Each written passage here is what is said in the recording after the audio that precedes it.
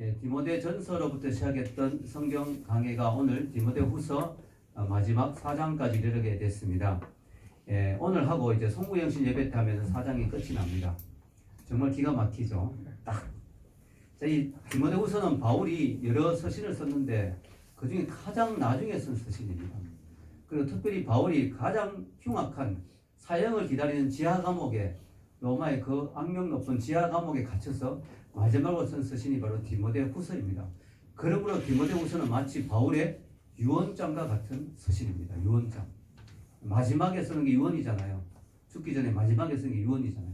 바울의 마치 유언장과 같은 서신인데 그 중에서 4장은 디모데 후서의 마지막 장입니다. 그래서 더더욱 바울의 정말 유언장과 같은 송구영신 때 다룰 뒷부분은 거의 이제 마무리하는 내용이, 오늘 내용이 정말 핵심입니다. 바울이 자기 온 인생을 다 되돌아보면서 정말 자신의 어떤 그 인생의 전체를 정리하며 디모데에게 정말 피를 토하는 심정으로 마지막으로 남긴 이 글이 바로 오늘 4장의 1절에서 8절 말씀입니다. 그래서 오늘 제가 말씀의 제목을 뭐라고 지었어요?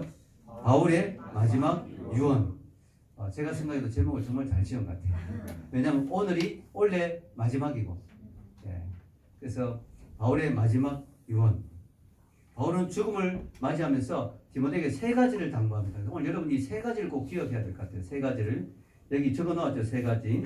그래서 말씀을 전파하라, 맡은 직무를 다하라, 끝까지 달려가라. 이게 바울이 디모데에게 주는 3가지의 유언이고 또 충고고 격려고 명령입니다. 이 3가지를 우리도 같이 생각하면서 바울이 나에게 준다 생각하면서 여러분이 받으면 좋겠습니다.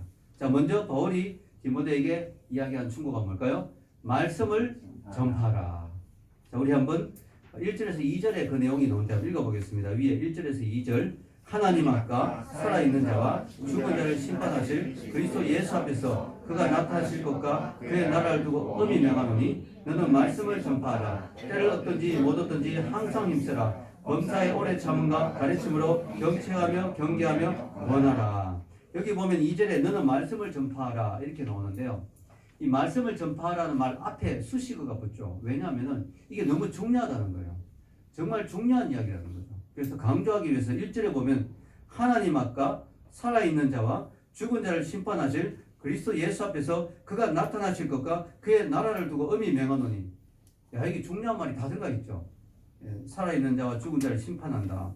그리스도 예수 앞에서, 코람데오 하나님 앞에서 그가 나타난 그 예수님의 재림, 그 재림을 생각하면서 그의 나라를 두고. 야, 이거 엄청난 이야기가 앞에 나와 있어요. 이 앞에 1절을 읽으면 마치 어떤 느낌이 듭니까? 예수님이 종말의 때 재림해가지고 우리 모두 하나님의 심판대 앞에 서 있는 그런 모습이 들지 않습니까? 딱 그런 느낌이에요. 그죠? 하나님의 심판대 앞에 우리가 예수님이 재림해서 그의 나타나신가 그의 나라. 예수님이 마치 재림해가지고 우리가 모든 인간이 죽은 자와 산 자가 다 살아나서 하나님 앞에서 심판대 앞에 서 있는 그런 모습이에요. 즉 말씀을 전파하는 이 사명이 그만큼 중요하다는 거예요. 그만큼 엄중한 일이라는 거죠. 그만큼 엄청난 일이라는 거죠. 여러분, 다행히 우리는 이 하나님의 심판대 앞에 서지 않아도 됩니다. 설지도 모르겠어요. 그런데 예외, 열외, 너는 빠져. 어떻게 해서 그렇게 되느냐? 예수님을 믿기 때문에. 여러분, 예수님을 믿는다는 것은 엄청난 일입니다. 엄청난. 왜냐하면 이 하나님의 심판대 앞에 모든 인간이 다 서야 돼요. 성경의 요한계시록에 보면 이게 백보자 심판대라 그러죠. 이 앞에 무조건 모든 인간이 다, 인류 역사에 태어났던 인간들은 다 서야 돼요. 먼저 죽은 우리 할아버지는 어떻게 됩니까? 다 살아나요. 바닷물에 빠져 죽은 사람 다 살아나요. 성경에 보면 바다가 죽은 자를 내놓는다. 세월호에 죽은 아이들도 다 살아나요. 하나님 다 쓰는 거예요. 다 쓰는데 어떻게 됩니까? 그 앞에서 하나님 우리 행위를 다 심판하는데 피해갈 수가 없어요. 왜냐하면 우리가 완전하게 거룩하게 죄 하나도 없이 사는 사람은 아무도 없잖아요. 다 인간은 죄인이잖아요. 그러니까 그 심판을 하는데 우리의 말과 행동을 한 것뿐만 아니라 우리 마음으로 지은 죄까지 다 심판하는데 그 심판의 모든 행위가 다 기록되어 있어요. 여러분의 모든 살았던 행위가 다 기록되어 있는 행위록이 나옵니다. 이름을 딱 대면 그 사람의 삶이 전부가 다 나오는 행위록이 나옵니다. 근데요, 거기 살아날 수 있는 사람이 아무도 없어요. 근데 우리는 열애야. 왜냐? 성경에 보면은 어린 양의 생명책에 이름이 기록된 자는 심판을 당하지 않는다고 되어 있거든요. 여기 그 말씀이 바로 예수님의 약속의 말. 요한복음 5장 24절 읽겠습니다. 내가 진실로 진실로 너에게 이르노니 내 말을 듣고 또 나 보내신 이를 믿는 자는 영생을 얻었고 심판에 이르지 아니하나니 사망에서 생명으로 옮겼느니라. 아멘. 이게 놀라운 예수님의 약속이에요. 예수님이 얼마나 중요한지 진실로 진실로 내게 이르노니 강조할 때 예수님 그렇게 하시거든요. 진실로 진실로가 이게 아멘 아멘이라는 뜻이에요. 아멘. 너무나 확실하다. 이거는 내 말을 듣고 또 나 보내신 이를 믿는 자는 영생을 얻었고 이미 너에게 영생이 주어졌다. 여러분 속에 다 영생이 이미 있어요. 예수님을 믿는다. 아멘. 영생을 얻었고 또 미래적으로 현재적으로 영생을 얻었고 미래적으로는 어떻게 돼요? 심판이 이르지 아니하나니. 이 심판이 바로 제가 말한 하나님의 백보자 심판. 하나님의 그 엄청난 마지막 최후의 심판. 최후의 심판이라는 단어 많이 들어보죠. 이 무서운 말이죠. 최후의 심판. 이걸 우리는 안 당해도 된다는 거예요. 이건 뭐 엄청난 특권이죠. 이 심판을 안 당해도 된다는 건 엄청난 특권이죠. 사망에서 이미 우리는 생명으로 옮겨졌기 때문에. 이 과거는 이미 여러분의 호적이 하나님의 진노의 자식에서 마귀의 자식에서 진노의 자식에서 뭐예요? 하나님의 빛의 아들의 나라, 사랑의 나라로 여러분의 호적이 하나님의 자녀로 옮겨져 버린 거예요. 사망에서 생명으로 이미 여러분의 호적이 옮겨졌어요. 아멘? 옮겨져 버린 거예요. 그래서 여러분은 이 심판을 당하지 않아도 된다는 거예요. 할렐루야. 너무 놀라운 이야기죠. 그러면 목사님 궁금해요. 우리 믿는 사람들은 아예 심판이 없나요? 우리 마음대로 살아도 되겠네요. 적당히 죄도 짓고 적당히 즐기면서 인생을 마음대로 살아도 되겠네요. 아닙니다. 여러분 우리가 천국 가느냐 지옥 가느냐의 심판은 없어요. 이미 우리는 천국 백성이에요. 아멘? 그런데 천국은 가는데 뭐예요? 상급을 어느 만큼 받느냐 심판이 있다는 거예요. 그것을 백보자 심판이라 하지 않고 그리스도의 심판대라고 합니다. 그리스도의 심판대. 이미 성경에 바울이 이야기했어요. 우리는 마지막 때 공력 테스트를 합니다. 우리의 모든 업적을 쌓아놓은 것이 불이 확 지나가요. 하나님의 불이. 그래서 우리가 남에게 잘 보이기 위해서 했는 거, 자기를 드러내기 위해서 했는 거, 이런 건 다 없어져 버려요. 우리가 교회에서 헌금도 하고 섬기고 했는데도 막 나를 드러내기 위해서 했다면 그거 다 없어져 버려요. 근데 다이아몬드 보석과 같은 거, 정말 주님을 사랑하는 마음으로 정말 진실된 마음으로 했는 거 다 남아. 불이 싹 지나가지만 지피나 나무는 타버리고 보석은 남잖아요. 아멘. 보석 같은 우리의 헌신, 보석 같은 우리 하나님의 순수한 마음, 그 순수한 섬김, 헌신은 다 남아요. 그럼 이걸 가지고 우리는 천국의 상급이 결정돼요. 상급이 결정돼요. 그래서 우리는 하나님의 백보자 심판대, 최후의 심판대는 없지만 우리는 그리스도의 심판대, 우리의 상급을 결정하는 심판대는 있습니다. 천국과 지옥 가는가 그 문제는 해결됐어요. 이미. 아멘. 사망에서 생명 옮겨졌어요. 이미 끝났어요. 게임 끝. 그러나 천국에서 상급의 심판은 있어요. 우리가 열심히 살아야겠지. 이미 천국 가는 김에 상급을 많이 받아야지. 여러분 진짜 아무것도 없으면 너무 허탈하잖아요. 천국 가서 상급 영원히 남는 거잖아요. 이 땅에 우리가 받는 멸류관은 시듭니다. 그죠? 이 땅에 받는 트로피는 녹이 습니다. 이 땅에 받는 상장은 저 구석에 처박혀서 어디 있는지도 몰라요. 우리 아이들도 상장 진짜 많이 받았는데 그냥 다 버렸어요. 네, 그냥 집이 너무 많아가지고 귀찮더라고요. 왜냐하면 여러분 그런 것들 두고두고 계속 꺼내볼 사람 없잖아요. 선 받을 때 기분 좋지. 그러나 천국에서는요, 여러분 멸류관이 계속 번쩍이는 거예요. 여러분의 상급이 계속 있는 거예요. 여러분이 받은 모든 상급들이 그대로 다 드러나 있는 거예요. 그러니까 이게 영원히 가는 거니까 이걸 받아야 돼. 이걸. 아멘. 이걸 받는 게 중요하거든요. 자, 그래서 여러분, 그래서 우리가 어쨌든 간에 우리 믿는 사람이나 믿지 않는 사람이나 심판의 종류는 다르지만 우리의 모든 행위에 대한 심판을 받을 거기 때문에 우리 어떻게 살아야 되느냐? 말씀을 전파하는 삶을 살아야 된다. 때를 얻든지 못 얻든지 항상 힘써라. 이 말은 뭐냐면 꼭 기회가 주어질 때만 말씀을 전하는 게 아니고 기회가 주어지기를 기다리면서 미리 준비하라는 거죠. 예. 때를 얻든지 못 얻든지 기회가 있든지 없든지 어쨌든 나는 말씀을 전파할 준비를 하고 있으라는 거죠. 내가 생각에 때가 아니다 싶은데도 이게 때일 수도 있어요. 때다 싶은데도 아직 때가 안 됐을 수도 있지만 이건 때가 아니다 싶은데도 때일 수가 있어요. 그냥 아무 생각 없이 교회 갈래라고 했는데 마음의 준비가 돼 그 사람이 막 따라오는 거예요. 네. 하나님이 그 사람의 마음에 일을 해놓으셨기 때문에 우리는 모르는 거죠. 하나님이 저 사람의 마음속에 어떤 작업을 해놓은지 우리는 알 수가 없는 거예요. 그래서 우리는 때를 얻든지 못 얻든지 기회가 되는 대로 계속 전해야 되는 거죠. 저는요 얼마 전에 어떤 책을 읽었는데 너무 충격을 받았습니다. 와, 하나님이 우리가 모르는 곳에 이렇게 일하고 계시구나. 우리가 지금 우리나라만 생각하면 아, 교회가 요즘 많이 줄어들고 교인들이 줄어들고 하나님 계신가 안 계신가 막 이런 생각 들지만요. 전 세계적으로 보면 지금 엄청난 부흥의 바람이 불고 있어요. 우리가 모르는 곳에서 엄청난 일들이 일어나고 있어요. 성령 21세기 성령 행전이라는 책이 있어요. 올해 10월에 나온 책입니다. 윤필립 선교사님 쓰셨는데 이분이 어떤 분이냐면은 필리핀에서 엄청난 부흥을 일으키는 분이에요. 한국인인데 막 교회를 막 수백 개를 개척하고 젊은 분인데 필리핀에서 자기 생명을 바쳤대. 이름도 바꿔버렸어요. 필립이라고. 필리핀이라는 이름. 필립이라는 게 우리 빌립이 아니고 성경에 필리핀이라는 뜻이에요. 이름도 필리핀에서 자기 완전 생명. 이분이 막 필리핀에서 엄청난 부흥이 일어나면서 세계적인 부흥에 관심을 가지게 돼서 세계적인 부흥의 역사들을 막 돌아보면서 여러 나라들을 방문하고 하면서 이분이 책을 썼는데 21세기 성령행전. 이 책에서 엄청난 이야기를 읽었어요. 이 책에 20에서 22쪽에 보면 이런 이야기가 나옵니다. 실화입니다. 북아프리카의 알제리라는 나라가 있습니다. 알제리. 이 나라는 인구의 99%가 무슬림입니다. 무슬림은 전도하기가 진짜 힘들잖아요. 99%가 무슬림이니까 엄청나게 강성 무슬림 나라죠. 여기에 카빌이라는 지역이 있어요. 카빌. 여기 적어놨죠. 북아프리카 알제리에 카빌이라는 마을이 있는데 거기에 마을 사람 전체 숫자가 350명이에요.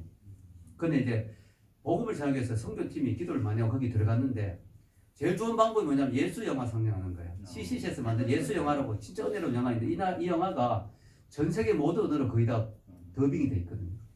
그래서 제가 그 사이트를 알고 있어요. 여러분 그 사이트 진짜 재밌어요. 여러분 필요하면 저한테 이야기하면 사이트 알려드릴게요. 거기 들어가면 모든 언어로 예수님 이야기해요. 한국말로 듣다가 영화를 영어 탕 들으면 come to me 뭐 예수님 갑자기 영어로 이야기해요. 그래서 일본말 들으면 아노 뭐 이러면서 일본말 하니까 갑자기 프랑스어 들으면 프랑스어로 막 예수님 너무 재밌어요. 막 각각 언어로 다 해요. 그래서 이 지역의 언어로 더빙을 해가지고 영화를 상영 예수님 영화를 2시간 동안 이 사람들이 열심히 왜냐하면 이런데 영화관이 잘 없잖아요. CGV가 없잖아요 거기는. 그러니까 막 영화를 상영하기 너무 신기한 거야. 네, 스크린 하나 펼쳐놓고 영화가 막 나오니까 너무 신기한 거죠. 자기 나라 언어로 예수님 막 이야기하시고. 근데 2시간을 보는데 이제 십자가 예수님 매달리는 장면이 나왔어요. 여기가 결정적인 장면이거든요. 여기가 정말 중요한 장면이에요. 근데 이 장면이 딱 나왔는데 갑자기 사람들이 웅성거리기 시작하는 거예요. 영화 상영이 안 돼요. 그냥 사람들이 막 떠들고 막 난리를 피우고 막 웅성거리고 막 서로 옆에 사람하고 막 이야기하고 막 이러니까 영화 상영이 안 되는 거예요. 너무 중요한 장면인데.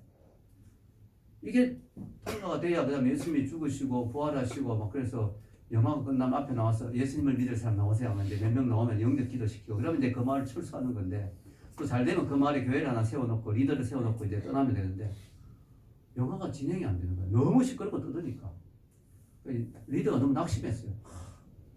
오늘 사회가 망쳤구나. 도저히 영화가 상영이 안 돼. 너무 시끄러웠어. 영화 스탑. 영화 끝. 짐을 챙겼어. 너무 마음이 안 좋은 거예요. 아 이거 왜 이렇게 됐나. 이제 앞에 나가서 이 사람이 물어봤어요. 너무 이게 답답하니까.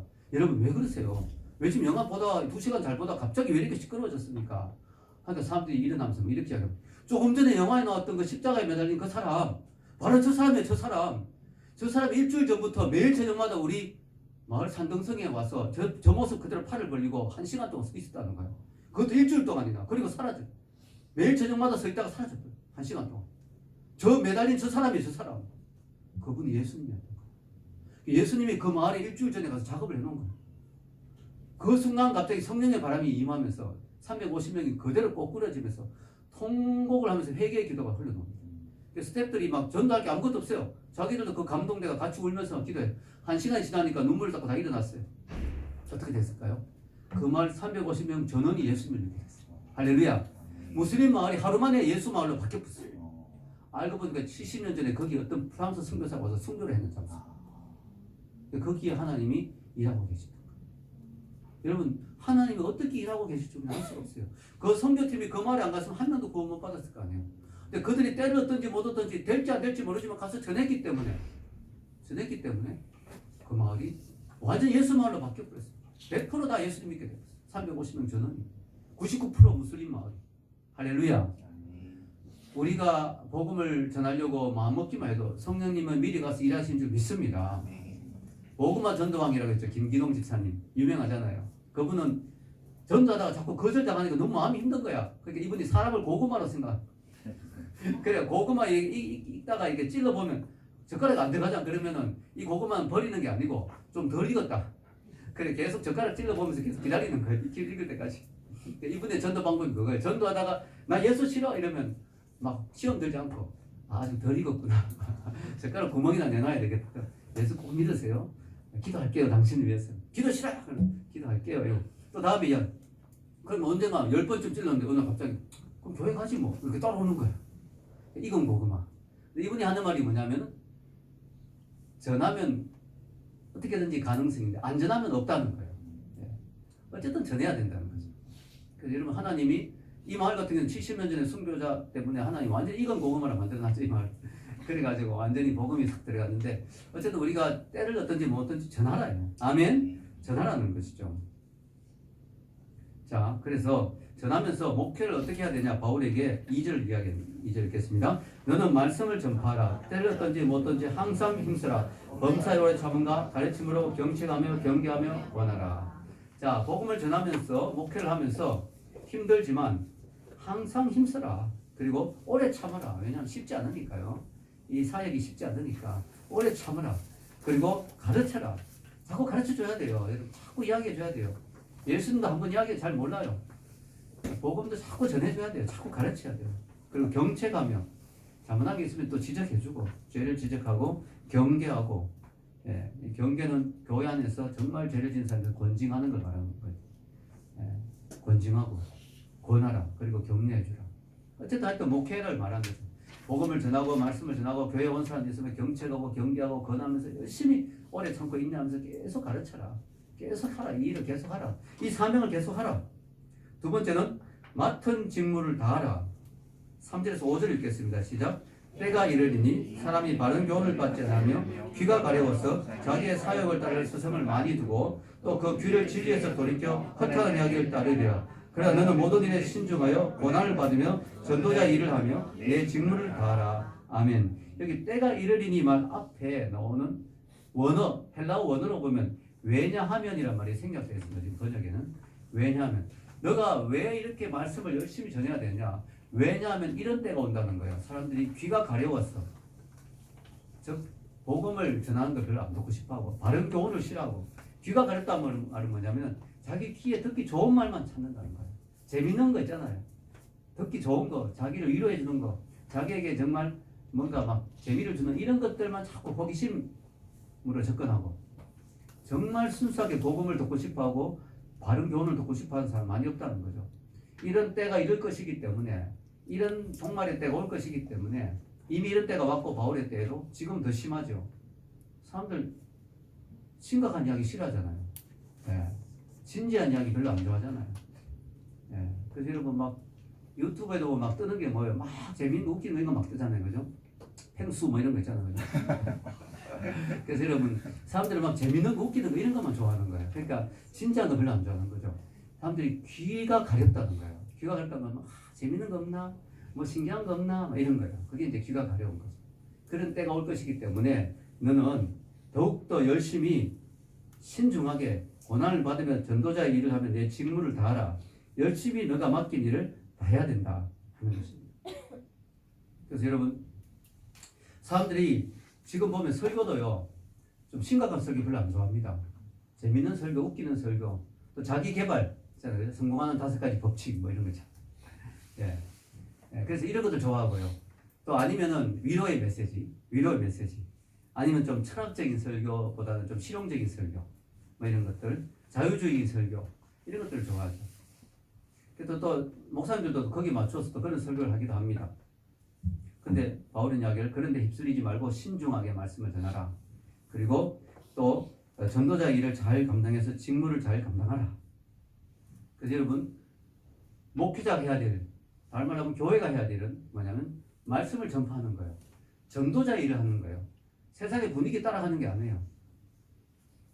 여러분 교회가 해야 될 가장 중요한 일은 복음을 전하는 일입니다. 사회 참여가 목적이 되어서는 안 됩니다.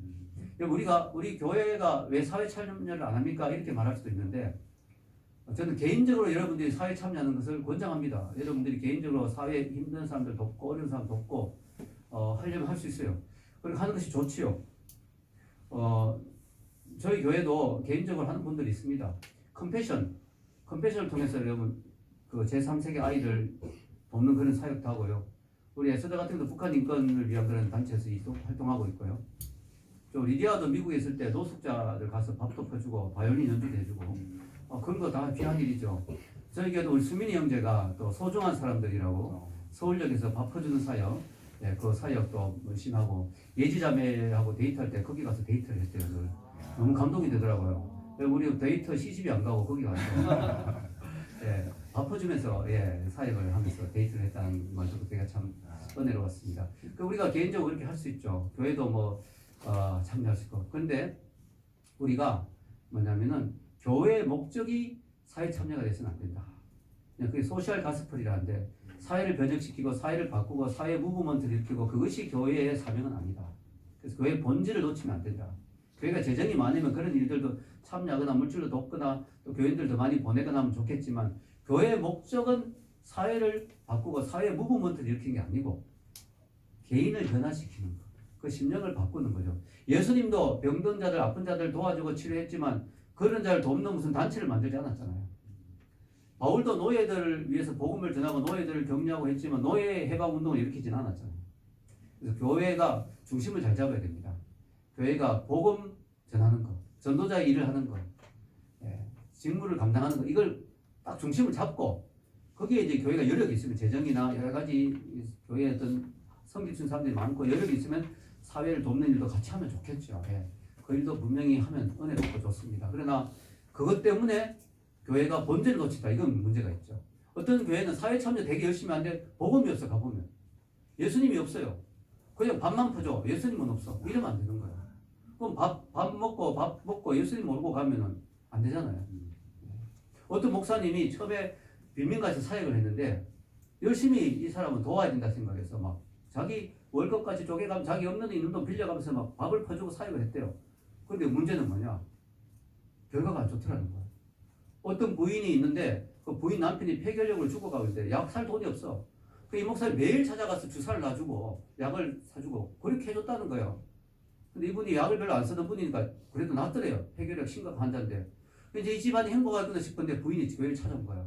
뭐라고 말한 줄 알아요? 부인. 목사님, 우리 남편이 그래도 병들어 누워있을 때는 그래도 살만했는데 지금 몸이 좋아지니까 술을 먹고 매일 밤마다 나를 패는데 못 살겠다고. 그러니까 복음만 안 전해주고 병만 고쳐줬더니 이 남자가 팔팔해져가지고 밤마다 부인을 패는 거예요. 술 먹고 와서. 그러니까 차라리 병들어 누워있을 때가 좋았다는 거죠. 목사님이 크게 깨달았다는 거예요. 복음과 함께 같이 전해야지 복음 없이 사회 참여하면 결과가 안 좋을 수 있다. 그래서 여기 바울이 이야기하잖아요. 너는 전도자 일을 하라. 전도하는 게 중요하다. 복음 전하는 게 중요하다. 말씀을 전파하라. 예수 그리스도를 전하라. 아멘. 이것이 기독교의 핵심, 교회의 핵심이 되어야 되는 거죠. 그 다음에 바울이 말하는 것이 끝까지 달려가라. 끝까지 달려가라. 바울이 그렇게 달려갔다는 거예요. 바울이 내가 그렇게 살았다. 내가 그렇게 끝까지 달려갔다. 그러니까 너희들도 끝까지 달려가라. 자, 6절에서 8절을 읽겠습니다. 시작. 전제와 같이 내가 벌써 부어지고 나의 떠날 시간이 가까웠도다. 난 선한 싸움을 싸우고 나의 달려갈 길을 마치고 믿음을 지켰으니 이제 후로는 나를 위하여 의의 멸류관이 예비되었으므로 주 곧 의로우신 재판장이 그날에 내게 주실 것이며 내게만 아니라 주의 나타나심을 사모하는 모든 자에게 오니라. 아멘. 여기 보면 바울이 자신의 뭐예요? 죽음을 예견하고 있죠. 왜냐하면 내가 벌써 부어졌다. 나의 떠날 시각이 가까웠다. 이 전제가 뭐냐면요, 제사의 일종인데 구약에 보면 제사가 많잖아요. 뭐 화목제, 또 무슨 속건제, 뭐 쭉 많은데 전제는 뭐냐면 포도주를 제단에 붓는 게 전제예요. 왜 붓느냐면 제물이 타는 냄새가 향기롭게 만들기 위해서. 포도주가 거기에 탁 부어지면 얼마나 향기롭겠어요, 그죠? 그래서 향기로운 제물처럼 바울이 내가 쏟아지는 포도주처럼 내 모든 걸 다 쏟아부었다는 거예요. 하나님 앞에. 이 하나님의 제단 앞에 내 모든 걸 다 쏟아부었다. 그러니까 이제 나는 갈 때가 됐다. 이 이야기를 하는 겁니다. 여러분, 바울의 인생을 보면 참 아름답죠. 왜냐면요, 모든 걸 다 쏟아부었으니까 남긴 게 없으니까 후회 없는 인생이잖아요. 후회 없는 인생. 그때 내가 주를 위해서 조금 더 했어야 되는데, 내가 주를 위해서 좀 더 헌신했어야 됐는데, 이런 게 없잖아요. 바울은 내 할 수 있는 최선을 다했다. 내 최선을 다해서 쏟아부었다. 그러니까 나는 후회 없다. 내 모든 걸 쏟아부었다. 죽음의 순간에 아무것도 후회할 것이 없다는 것은 뭐예요? 꽉 찬 인생이죠. 꽉 찬 인생. 너무 부러운 인생이죠. 우리가 죽을 때 껄껄거리며 죽는 사람이 있습니다. 이걸 할 걸, 저걸 할 걸, 이렇게 헌신할 걸, 저렇게 헌신할 걸. 껄껄거리면 안 돼요, 여러분. 예, 바울처럼 죽는 순간에 내가 다 쏟아부었다. 꽉 찬 인생이라는 거죠. 바울은 비록 젊을 때 판단을 잘못해서 예수 그리스도를 믿는 사람을 핍박한 때가 있었습니다. 그러나 그는 예수님을 만나고 난 뒤에 인생의 답을 발견하고 난 뒤에 그는 인생을 180도 바꾸어서 그때부터는 한 점 후회 없이 최선을 다해서 달려갔습니다. 마치 마라톤 선수처럼 최선을 다해 끝까지 달려갔습니다. 그래서 바울은 디모데에게 디모데야 너도 그렇게 살아라. 너도 끝까지 달려가라. 너도 나처럼 후회 없는 인생을 살아라. 너도 나처럼 주를 위해 다 쏟아붓는 인생을 살아라. 정말 아름다운 인생이다. 정말 후회 없는 인생이다. 라고 바울이 이야기하는 거예요. 디모데는 그렇게 살았을까요? 제가 디모데를 조사해봤더니요. 디모데도 바울처럼 바울이 죽고 난 뒤에 순교하고 난 뒤에 복음을 열심히 전했어요. 그러다가 디모데도 순교합니다. 그 다음에 재밌는 게 뭔지 아세요? 로마에 가면 바울이 죽은 자리에 성당을 만들었어요. 그게 바울 성당이거든요. 근데 이 성당 일종의 옛날의 성당들은 다 묘지잖아요. 거기 시신을 모시는데 바울 성당에 바울의 시신이 있어요. 근데 그 밑에 디모데의 시신이 있어요. 너무 아름답죠? 정말 죽음의 자리까지 순교의 자리까지 바울을 따라간 디모데. 정말 바울처럼 끝까지 달려간 디모데. 바울의 그 마지막 충고를 끝까지 새겨드는 디모데의 모습이 얼마나 아름답습니까? 여러분, 우리는 바울을 보면 사명이 있는 인생은 참 아름답다 하는 생각이 듭니다. 여러분, 그저 하루하루 우리가 밥 먹고 생명을 연장하는 게 인생이 아니에요. 여러분, 그럴 바에 30년, 40년 더 살 필요도 없죠. 그냥 밥 먹고 화장실 가고 그렇게 생명을 연장하는 것만이 우리 인생의 전부라면 우리가 지금 죽는 거나 30년 후에 죽는 거나 무슨 차이가 있겠어요? 우리가 사명이 있어야 되죠. 사명이 있는 인생은 아름답습니다. 여러분은 사명이 있습니까? 그럼 여러분이 글쎄요, 저는 사명이 없는 것 같은데요? 잘 모르겠는데요? 여러분, 여기에 대한 답은 모든 그리스도인은 사명이 있습니다. 왜냐하면 오늘 이 말씀, 너는 말씀을 전파하라, 전도자 일하라, 이것은 디모데에게만 주는 말씀이 아니라 모든 기독교인에게 주는 말씀이기 때문에 여러분은 모두 사명이 있습니다. 다만 그 사명을 이루는 방법이 다를 뿐입니다. 바울은 순회 선교사였어요. 바울은 가는 곳마다 교회를 개척하고 한 곳 오래 목회하지 않았어요. 또 가고. 왜냐하면 그때는 교회가 많이 없기 때문에 바울이 빨리 복음을 전하고 빨리 세계를 복음하고 빨리 교회를 세워야 되기 때문에 바울은 오래 안 있었어요. 그건 바울의 사명이에요. 디모데는 오히려 좀 오래 한 곳에 있는 목회자 스타일이죠. 바울을 좀 따라다니기도 했죠. 디모데는 한 곳에서 목회를 하는 목회자 스타일이죠. 여러분, 다양한 방법으로 우리는 복음을 전할 수 있습니다. 여러분, 다양한 방법으로 직장에서나 또 여러분 학교에서나 또 여러분 직업을 통해서나 저는 정말 도저히 입이 안 떨어져서 복음을 못 전하게 지금 여러분 사업을 열심히 하고 돈을 벌어 교회 헌금하면서 선교사님 많이 도우십시오. 목사님 이 돈으로 선교사님 선교지에 많이 보내십시오. 그것도 귀한 사역이에요. 선교사님들 지금 교회도 막 세우고 있고 선교지에 지금 하고 있거든요. 그래서 제가 물질 있으면 막 보내고 싶어요. 저번에 왔던 짐바브웨 선교사님 같은 분 아프리카에 우물 파는 사역. 우물 하나 파주면 그 마을 전체가 살아남는 거예요. 한 100만 원 듭니다. 근데 이미 있던 우물 중에 고장난 우물들도 많아요. 그런 건 50만 원만 되면 살릴 수 있어요. 그러면 여러분 그런 것들 우리 교회 한 20주년 기념으로 그죠? 우리 교회 헌금회가 우물 하나 탁 파주면 그 마을 전체가 완전 살아남는 거예요. 그 간판 붙이자 생명수 예수 이래가지고 그래서 여러분 그 마을에 복음이 들어갔거든요. 여러분 할 일이 너무너무 많아요. 그러니까 여러분들이 어떤 방법으로든지 할 수 있어요. 그러니까 여러분이 사명이 없는 사람은 없어요. 기독교인은. 아멘? 다 사명이 있어요. 왜냐하면 여러분 전도자 일을 해야 되고 복음을 전하고 말씀을 전파하는 일을 다 해야 돼요. 여러분이. 아니면 교회에서 난 누굴 양육하겠습니다. 이것도 사명이죠. 저는 돈도 없고 뭐 특별히 직장에서 전도도 너무 힘들고 교회에서 사명으로 양육하겠습니다. 저는 가르치는 걸 좋아하니까 저 양육 잘 배워서 제가 누군가를 양육을 계속 하겠습니다. 양육자로 헌신해도 좋겠죠. 얼마나 좋습니다. 여러분 할 일이 너무 많아요. 다양하게 찬양으로 사역하기도 하고 미디어 사역도 하고 이런 거 얼마나 많습니까? 여러분 할 일이 너무 많거든요. 그래서 이 모든 사람은 사명자예요. 방법이 다를 뿐이에요. 사명이 있는 인생은 아름답다. 아멘. 이건 바울의 인생이 얼마나 아름답습니까? 바울이 왜 아름답습니까? 바울은 사명을 위해서 살았기 때문에 사명을 위해서 그 인생을 들었기 때문에 너무 아름다운 거죠. 그 인생. 자, 바울은 7절에 이렇게 합니다. 읽겠습니다. 시작. 나는 선한 싸움을 싸우고 나의 달려갈 길을 마치고 믿음을 지켰으니. 이 세 가지입니다. 세 가지.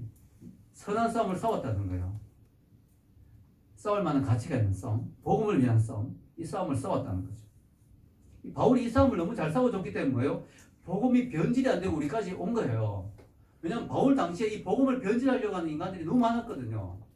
거짓 선지자들, 거짓 교사들, 이런 것들이 바울의 복음을 자꾸 바꾸려고 해요. 그러니까 바울이 막 그거 가지고 막 생명 걸고 투쟁했거든요. 그래서 복음이 변질되지 않고 우리에게까지 전해진 건 2000년 동안. 여러분 2000년 동안 얼마나 오랜 시간입니까? 변질되려면 얼마나 변질될 수 있겠어요. 근데 바울이 바울 서신을 너무너무 잘 써나왔기 때문에, 로마서, 갈라디아서 너무 잘 써나왔기 때문에 변질되지 않고 우리에게까지 전해진 거예요. 바울은 믿음을 위해서는 생명 걸고 선한 싸움을 싸웠어요. 두 번째는 자신의 달려갈 길을 마쳤어요. 나는 선한 싸움을 싸우고 나의 달려갈 길을 마치고, 아멘. 7절에 달려갈 길을 마쳤어요. 마치 마라톤 선수 같은 거죠. 느낌이 마라톤 코스를 완주했다는 거예요. 완주했다. 중간에 포기하지 않았다는 거예요. 중간에 기권하지 않았다는 거예요. 끝까지 코스를 다 달렸다는 거죠. 나의 달려갈 길을 다 마쳤다. 여러분 마라톤 하면서 목적지 없이 뛰는 사람 없잖아요. 바울은 분명한 목표를 가지고 아시아와 유럽 쪽에 복음을 전해야 되겠다. 세계 선교를 해야 되겠다. 여러분도 인생을 살 때 방향과 목적을 확실히 하고 살면 좋겠습니다. 그냥 아무 생각 없이 살지 마십시오. 그냥 오늘도 출근하고 아무 생각 없다, 나는 아무 의미 없다, 이렇게 하지 말고, 난 죽기 전에 10명을 전도하고 죽을 거야. 난 죽기 전에 10명을 양육하고 죽을 거야. 난 죽기 전에 교회 선교를 위해서 내가 1000만 원 할 거야. 뭐 1억을 할 거야. 이런 목표들을 세우면서 여러분들이 정말 목적을 가지고 목표를 가지고 사는 거예요. 바울처럼. 그래서 내가 달려갈 길을 다 달렸다 고백할 수 있는 여러분들이 되면 좋겠습니다. 아멘. 마지막으로 믿음을 지켰다는 거예요. 여러분 열심히 살았는데 믿음을 잃어버려서 중간에. 그럼 이거 정말 골치 아픈 거죠, 여러분. 마치 뭐 개주 경기하는데 바톤 떨어뜨리고 열심히 뛰어봤자 아무 의미 없잖아요. 여러분 딱 믿음 붙들고 가야죠. 여러분 믿음을 끝까지 붙잡고 가야 돼요. 여러분 열심히 살았는데 중간에 돈 벌기 바빠서 믿음을 잃어버렸다. 직장생활 너무 힘들어서 교회 그냥 때려치웠다. 교회는 다니긴 다니는데 믿음 없이 다닌다. 이거 큰일 나잖아요, 여러분. 구원 못 받으면 너무 허무하잖아요. 믿음을 잃어버리면 안 돼요. 끝까지 달렸어요. 바울이 자기가 이렇게 달렸다는 이야기를 한 이유는 디모데에게 너도 그렇게 살라고 명령하는 거죠. 끝까지 달려가라. 끝까지 달려가라. 디모데는 성공했어요. 디모데는 끝까지 달렸어요. 우리도 끝까지 달려야 될 줄로 믿습니다. 그런 사람에게 주시는 약속. 8절 읽겠습니다. 이제후로는 나를 위하여 의의 면류관이 예비되었으므로 주 곧 의로우신 재판장이 그날에 내게 주실 것이며 내게만 아니라 주의 나타나심을 사모하는 모든 자에게 오니라. 아멘. 여기 보면 바로 이 말씀이 디모데에게만이 아니라는 걸 알 수 있잖아요. 모든 사람에게 주의 나타나심을 사모하는 모든 자, 우리 모두가 다 포함돼요. 여기에게 하나님이 뭐예요? 바울처럼 믿음의 길을 잘 다니면 뭐가 약속되어 있다고요? 의의 면류관이 약속되어 있다. 여러분 천국 가서 의의 면류관, 천국의 면류관이 여러 개가 나오거든요. 그 중에 하나가 의의 면류관이에요. 이 의의 면류관은 어떤 사람에게 주느냐? 바울처럼 믿음의 길을 끝까지 달려간 사람, 그들에게 주는 면류관이에요. 그러니까 여러분이 주님의 길을 끝까지 잘 달려간다, 끝까지 인생 마지막까지 믿음 잃어버리지 않고 복음 전하면서 열심히 살았다, 그러면 의의 면류관이 오는 거예요. 아멘. 네. 여러분 우리 천국에서 이 면류관을 받아야 되겠죠. 올한해 여러분 열심히 사셨습니다.